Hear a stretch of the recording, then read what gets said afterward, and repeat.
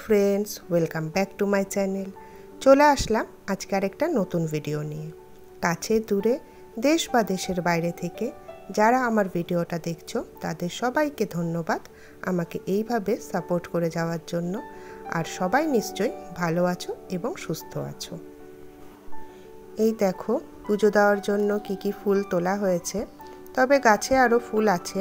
মামুনি অল্প অল্পই তুলেছে, গাছে ফুল থাকলে সেটাও সুন্দর লাগে দেখতে, তাই না? তো প্রত্যেকটা ভিডিওর মতোই তোমাদের সাথে শেয়ার করলাম কি ফুল দিয়ে পুজো দিচ্ছি। প্রত্যেক দিনের মতো তোমাদেরকে দেখিয়ে দিচ্ছি যে আজকে আমি ঠাকুরের আসন কিভাবে সাজিয়েছি। তোমরা আমার ভিডিওর কমেন্ট বক্সে এত সুন্দর সুন্দর কমেন্ট করো আমার ঠাকুরের আসন নিয়ে, আমার এত ভালো লাগে যে কি বলবো। আমি না যখনই হয়তো একটু সময় পেলাম কাউকে হয়তো কমেন্ট করছি, আমি বারবার করে সেই কমেন্টগুলো পড়তে থাকি যে কে কী কমেন্ট করেছে। খুব খুব ভালো লাগে।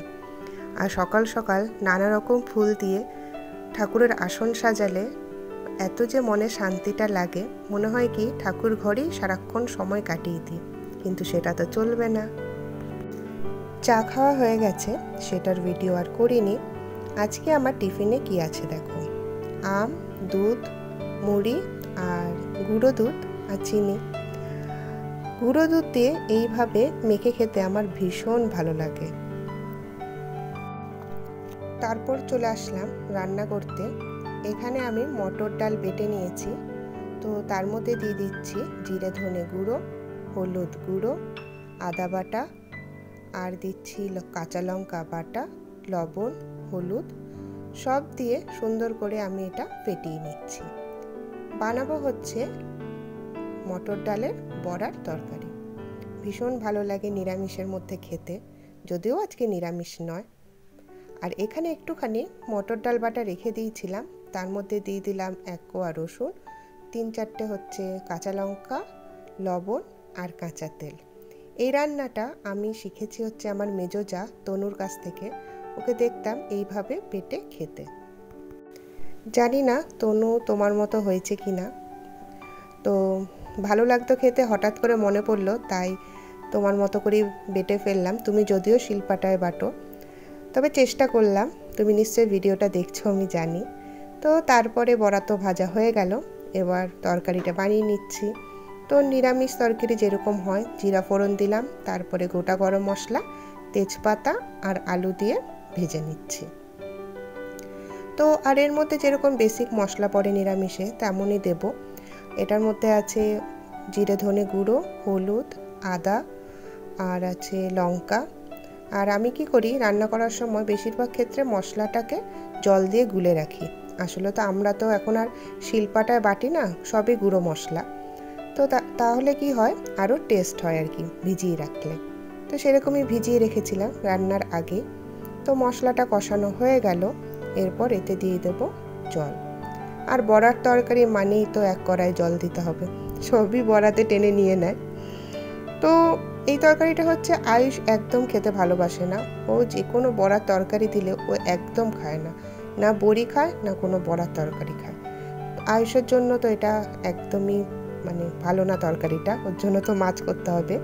আর সুচিত্রা মাসিও খুব একটা ভালোবাসে না, কিন্তু আমি, মামুনি আর পাপা এই তরকারিটা খুব ভালোবাসি খেতে।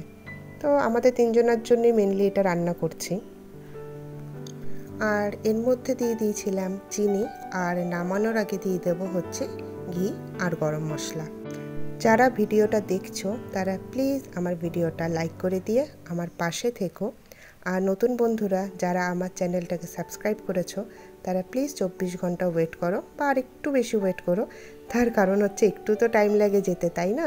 তাই সাবস্ক্রাইব করে প্লিজ তুলে নিও না, ওয়েট করো, কারণ নিয়ম অনুযায়ী তো আমাদেরকে চলতেই হবে, তাই না?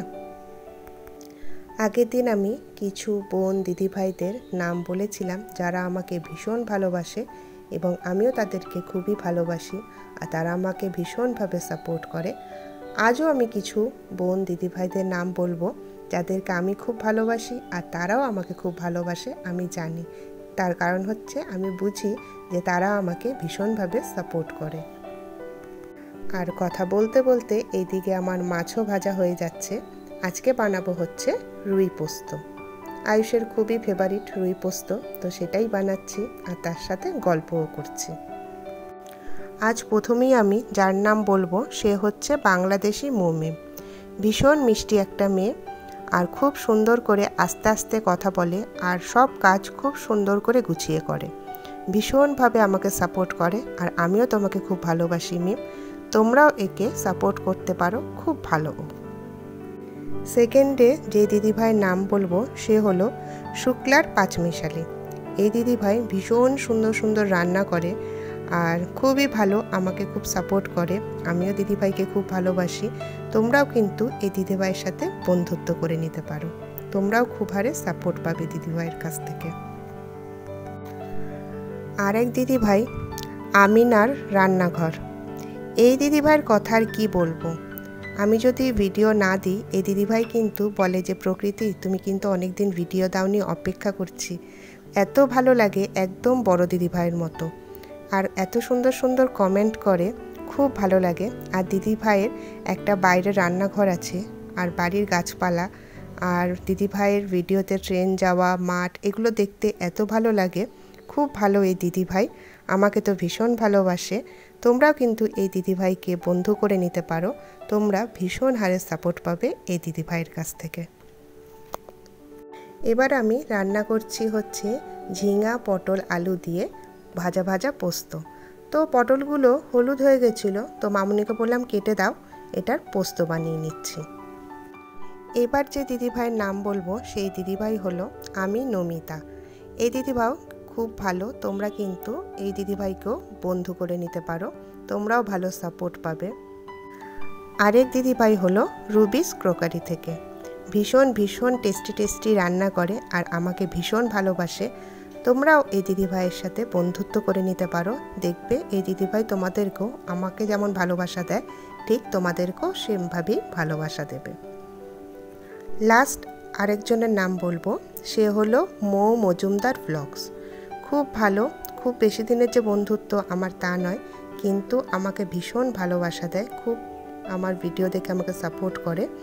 তো এইসব দিদিভাইদেরকে তোমরা কিন্তু বন্ধু করে নিতে পারো, খুব খুব সাপোর্ট পাবে তোমরা, আমাকে যেভাবে এরা ভালোবাসে।